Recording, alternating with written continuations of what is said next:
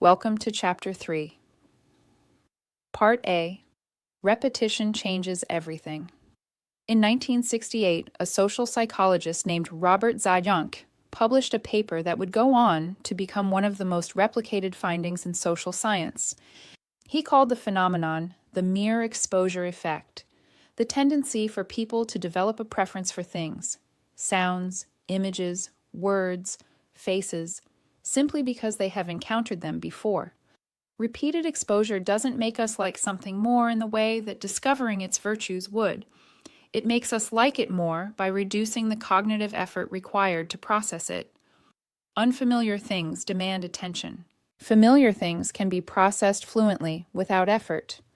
That fluency feels, to the brain, like something positive. It registers as comfort, even when nothing comforting has objectively occurred.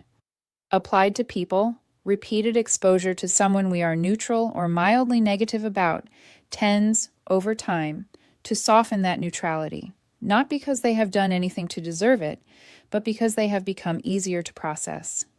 The brain mistakes ease for preference, and preference, once established, is self-reinforcing. The third time Daniel spoke to Marcus, something unexpected happened. It wasn't a breakthrough. There was no sudden warmth, no shared laughter, just less resistance. They were both early to a meeting. The room was quiet. "You seen the revised numbers?" Marcus glanced up. Daniel nodded. "Yeah, they're optimistic." Marcus smirked. That's one way to put it. Then, unexpectedly, Daniel added, "They don't hold if Q3 slips." Marcus leaned forward slightly. Exactly. That was it. No shift you could point to, no moment that felt important. And yet something had changed. That brings us to the end of Wrong About People, Chapter 3, Part A. You will find Part B on Amazon by following the link in the description. You've already misjudged someone today.